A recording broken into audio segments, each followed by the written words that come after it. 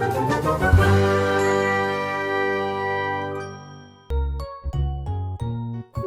જો બહુ જ ઓર્ડર છે. તો શું થયું? બર્ગર અને કેક ગટ્ટુ બનાવે વગર બ્રેક. Food express. ઓર્ડર હોય રાઈટ, કોઈન્સ મળશે ડે અને નાઇટ. લિંક છે ડિસ્ક્રિપ્શનમાં. જલ્દીથી પુન્ટુન કિડ્સ ગેમ ડાઉનલોડ કરો અને ફન શરૂ કરો. Football tournament. આજે સ્કૂલમાં સવારથી જ એક્સાઇટમેન્ટનો માહોલ હતો, કારણ કે પ્રિન્સિપલ સર કોઈ ઇમ્પોર્ટન્ટ એનાઉન્સમેન્ટ કરવાના હતા. ઘણી ખુશીની સાથે હું તમને કહેવા માંગુ છું કે ઇન્ટર સ્કૂલ ફૂટબોલ ટુર્નામેન્ટની હરીફાઈ આપણી સ્કૂલમાં થવા જઈ રહી છે. આ સાંભળી બધા બાળકો તાળીઓ વગાડે છે.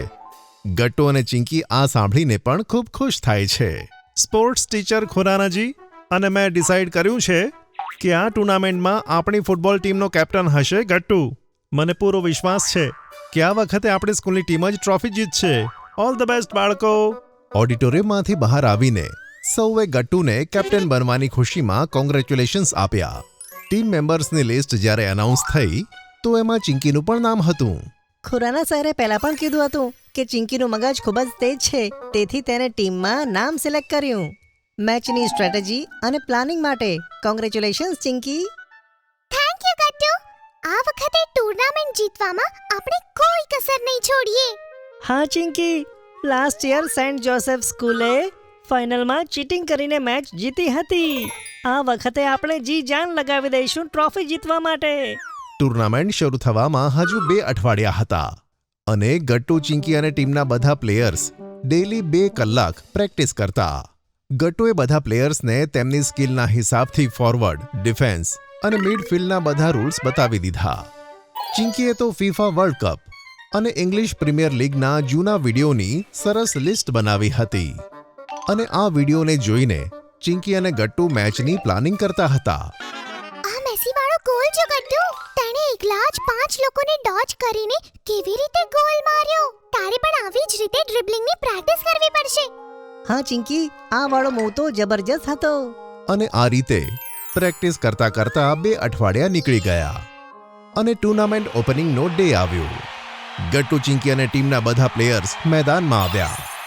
આપણી ટીમ જર્સીઝ ટુર્નામેન્ટમાં સૌથી વધારે એટ્રેક્ટિવ લાગે છે. હા ચિંકી, અને પહેરવાથી જ ખૂબ જ જોશ આવી રહ્યો છે. સ્કૂલ સ્ટેડિયમ દર્શકોથી ભરેલું હતું. માઇકમાં એનાઉન્સરે કહ્યું કે આ વખતે ટુર્નામેન્ટમાં 8 ટીમ્સ છે, જે નોકઆઉટ ફોરવર્ડમાં એકબીજા સાથે મેચ રમશે. જીતનાર ટીમ નેક્સ્ટ રાઉન્ડમાં જશે અને હારવાવાળી ટીમ સીધી ટુર્નામેન્ટની બહાર. આ સાંભળીને ચિંકીની બાજુમાં ઉભેલા રાજુએ ચિંકીને કહ્યું કે એટલે આપણે એક પણ મેચ હારી નથી શકતા. હા રાજુ, ચેમ્પિયન બનવા માટે બધી જ મેચીસ જીતવી જરૂરી છે. અને પછી શરૂ થઈ ટુર્નામેન્ટની પહેલી મેચ, જ્યાં ગટ્ટુની ટીમનો મુકાબલો વુડક્રાફ્ટ ઇન્ટરનેશનલ સ્કૂલથી હતો. મેચના પહેલા 10 મિનિટમાં જ વુડક્રાફ્ટે એક ગોલ કર્યો. પછી ગટ્ટુએ ગોલ કરવાનો ઘણો પ્રયત્ન કર્યો, પણ વુડક્રાફ્ટનું ડિફેન્સ ખૂબ જ સ્ટ્રોંગ હતું. ગટ્ટુ ઊંડા વિચારમાં પડી ગયો.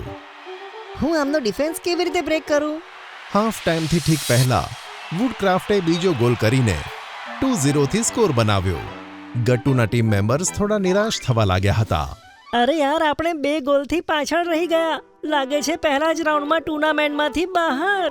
ત્યાં જ ચિંકીએ બધાને કહ્યું કે કમ ઓન ગાઈસ, આપણે હતાશ ના થવું જોઈએ. મેં નોટિસ કર્યું છે કે વુડક્રાફ્ટના પ્લેયર્સ આપણા કરતા ઘણા વધારે થાકી ગયા છે. હવે સેકન્ડ હાફમાં આપણે શરૂઆતમાં તેમના ગોલ પર એટેક નહીં કરીએ. ખાલી બોલનું પોઝિશન આપણી પાસે રાખીશું અને તેમના પ્લેયર્સને દોડાવીશું. એકદમ સાચું. અને 15 કે 20 મિનિટ પછી જ્યારે તે ફૂલ થાકી જાય ત્યારે આપણે અટેકિંગ મૂવ બનાવીશું. ગટ્ટુ અને ચિંકીનો પ્લાન એકદમ બરાબર નીકળ્યો. સામેવાળી ટીમના પ્લેયર્સ 15-20 મિનિટ દોડ્યા પછી ઘણા થાકી ગયા અને ગટ્ટુએ જોતજોતામાં એક શાનદાર ગોલ કરી નાખ્યો. ગટ્ટુના ગોલથી તેમની ટીમમાં ઘણો જોશ આવી ગયો. બંટીએ પણ એક ગોલ કરીને સ્કોર 2-2 કરી નાખ્યો. શાબાશ બંટી. મેચની છેલ્લી મિનિટમાં ગટ્ટુએ વુડક્રાફ્ટના ગોલની પાસે જઈને બોલ ચિંકીને પાસ કર્યો અને ચિંકીએ ત્રીજો ગોલ કર્યો. વાવ ચિંકી, આ ગોલ તો જોરદાર હતો. રેફરીની સીટી વાગતા જ મેચ ખતમ થઈ ગઈ અને ગટ્ટુની ટીમ 3-2 થી મેચ જીતી ગઈ. જ્યારે બીજી બાજુ સેન્ટ જોસેફે 4-0 થી પોતાની મેચ આરામથી જીતી લીધી હતી. અને સેમીફાઇનલમાં પોતાની જગ્યા બનાવી. પહેલા સેમીફાઇનલમાં સેન્ટ જોસેફે એકદમ સરસ પરફોર્મન્સ બતાવ્યું અને વસંત વેલીને 7-0ના મોટા માર્જિનથી હરાવ્યા. સેન્ટ જોસેફના કોચ અને કેપ્ટન વચ્ચે ઘણું એરોગન્સ હતું. પ્રેઝન્ટેશન સેરેમનીમાં સેન્ટ જોસેફના કેપ્ટન વિક્રાંતે કહ્યું, ટ્રોફી તો આ વર્ષે અમે જ જીતીશું. અમારી સામે કોઈ ઊભું રહી શકતું નથી. વિક્રાંતનું આવું ઘમંડી વલણ જોઈ ગટ્ટુને ઘણો ગુસ્સો આવ્યો. આ વિક્રાંતનું ઘમંડ તો તોડવું જ પડશે. જો સેમીફાઇનલ્સમાં આપણે શંકર વિદ્યાશ્રમને હરાવી દઈએ તો ફાઇનલ્સમાં આપણે વિક્રાંત અને સેન્ટ જોસેફ કોન્વેન્ટને સબક શીખવાડીશું.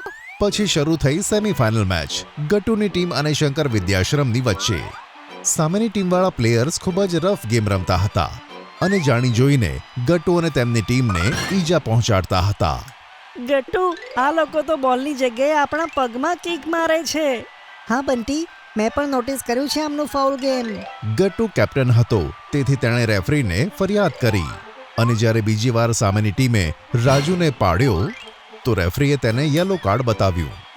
હાફ ટાઈમમાં સ્કોર 1-1 હતો, પણ હાફ ટાઈમ પછી શંકર વિદ્યાશ્રમની ગેમ વધારે એગ્રેસિવ થઈ ગઈ અને તેના કેપ્ટને ફાઉલ કરીને ગટ્ટુના લેફ્ટ લેગમાં કિક મારી. ગટ્ટુ જમીન પર પડ્યો.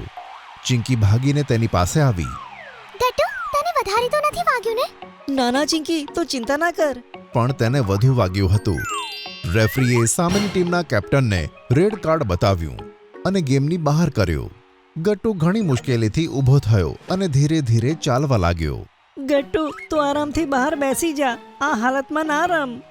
નાના બંટી, આજ મોકો છે આપણે ગેમ જીતવાનો.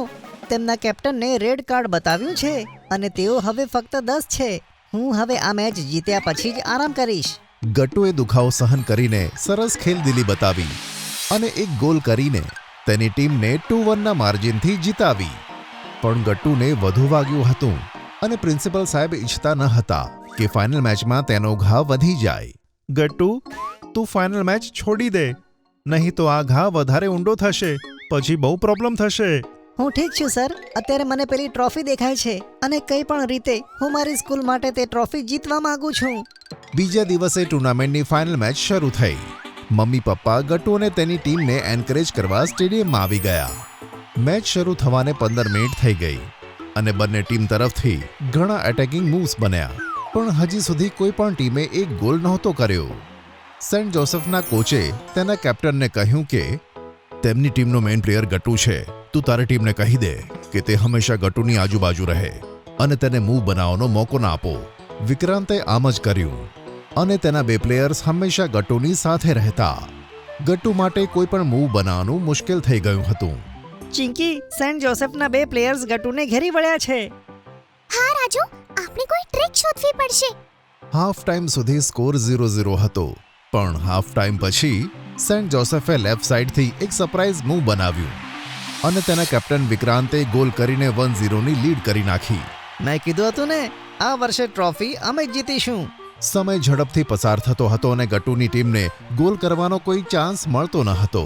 ચિંકી, સામેની ટીમ હવે નેગેટિવ ટેક્ટિક્સ પર ઉતરી આવી છે. હા, હવે તે બોલને પોતાની સાથે ફેરવીને ટાઈમ વેસ્ટ કરે છે. આપણા માટે સારું છે. તેમની લીડ હંમેશા ફક્ત 1 ગોલની જ રહેશે. મને ખાલી એક મોકો મળે ઇક્વિલાઇઝર ગોલ મારવાનો. હવે મેચ પતવામાં ફક્ત 5 મિનિટ બાકી હતી અને ગટ્ટુની ટીમને ગોલ કરવાનો કોઈ ચાન્સ મળી રહ્યો ન હતો. ગટ્ટુ, યાદ કર પેલો મેસી વાળો વિડિયો જેમાં તેણે 5 પ્લેયર્સને ડોજ કરીને ગોલ કર્યો હતો? તારે પણ કંઈક એવું જ કરવું પડશે. હા ચિંકી, હું હવે એ જ ટ્રાય કરું છું.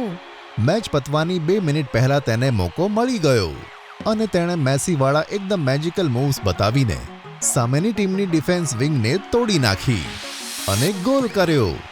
વાવ ગટ્ટુ, આ મૂવ તો ઓસમ હતો. ગેમ ટાઈમ ખતમ થવા પર સ્કોર 1-1 હતો અને હવે ટાઈ બ્રેકરનો વારો હતો, જેમાં બંનેની ટીમના ગોલકીપરે સરસ પ્રદર્શન કર્યું અને પહેલા 4 શોટ્સ પછી પણ કોઈ પણ ગોલ થયો નહીં. સેન્ટ જોસેફના કોચે કેપ્ટન વિક્રાંતને કહ્યું, વિક્રાંત, ગોલ કરવાનો છેલ્લો ચાન્સ છે. વિક્રાંતની અંદર એરોગન્સ અને ઓવર કોન્ફિડન્સ ભરેલો હતો. ડોન્ટ વરી સર, મારા શોટને આ ગોલકીપર નહીં રોકી શકે. વિક્રાંતે ગોલકીપરની રાઈટ કોર્નર પર કિક મારી, પણ ગોલકીપરે ડાઈવ મારીને બોલને ગોલની બહાર ફેંકી દીધો. હવે ગટ્ટુનો વારો હતો. અમને તારા પર પૂરો વિશ્વાસ છે ગટ્ટુ.